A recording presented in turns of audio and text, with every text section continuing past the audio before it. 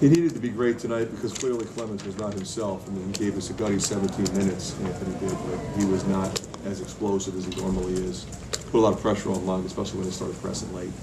But I thought in that one stretch in the second half, he and Jared just kind of took the game over and made sure we won. When you were down 10-0, then you switched to kind of your zone press. It kind of shook some things up. Was it kind of a way to generate some offense? Well, I think it did two things. It did that, but it also generated some energy. We played with more energy. We started running more. The crowd got involved. The crowd got energized. And then our break was better. Our ball movement was better. So, we only created 9 turnovers, but a couple of them were right there. We were close to a couple more. It got their offense a little bit sideways.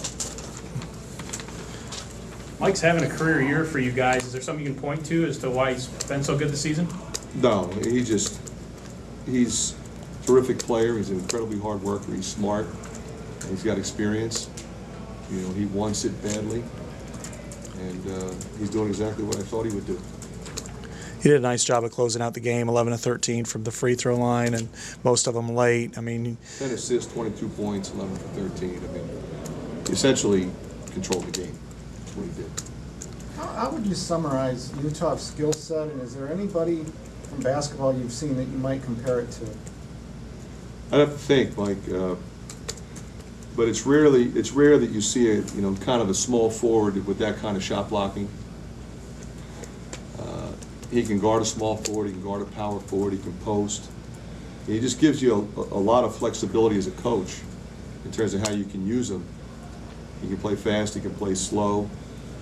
When it's all said and done, he doesn't rattle, he doesn't get nervous. He's going to make big shots, he's going to take shots. If you get on him, he looks at you funny like, hey, Coach, I have everything under control, and no need to worry. So it's great to have a guy like that on your team. Fran, you guys got down early and then you threw the press at him again. That really seemed to jumpstart you guys. Is that something you might incorporate more and more as we go on? We do it all the time. Yeah. We pretty much are going to go to that thing when we're on the free throw line, when we have a chance. Maybe it's a dead ball. A lot of times early, you don't get to the free throw line. You don't get a lot of dead ball situations. You don't really get a chance to get into that defense. And then once we got in it, then we stayed in it because we had them, like I said, a little bit sideways.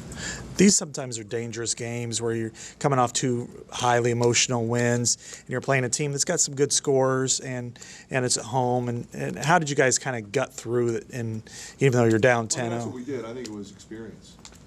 Obviously we weren't ready at the start. We were not. But when we got the lead, we didn't panic. They got a good team. White hits those 2 big threes back to back.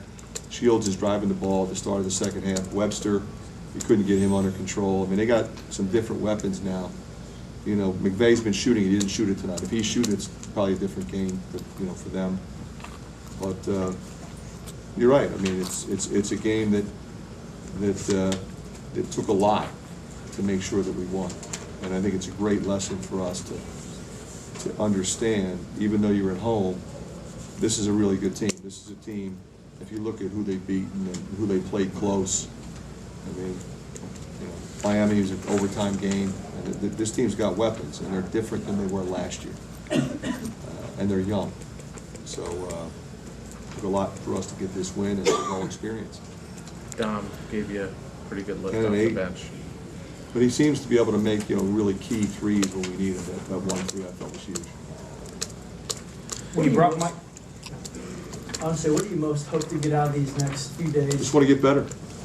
That's all. Work on various aspects, both skill development for the players, collective improvement, on our zone, our out of bounds plays, our motion offense, everything. We won't really be focusing on preparing for Michigan State. We're going to prepare to get better as a team. when you're recruiting Mike, is this the type of player you envisioned him being? Yeah.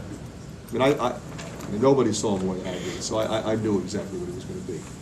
He was terrific for us when he first got here, and the more he's really studied it, because he was a big-time scorer in high school, and I pretty much asked him to be the point guard and to get us into our stuff and understand time and score. And think of the guys he goes against night in and night out since he's been here. And what you're seeing is his development. He's in great shape physically. He's in a great place mentally. And everybody feels better when he's got the ball. With Clemens, is it just simply kind of residue from what happened over the weekend? Yeah, he's hurt. So 9 days just to kind of get 9 better? days should be plenty. Anything else?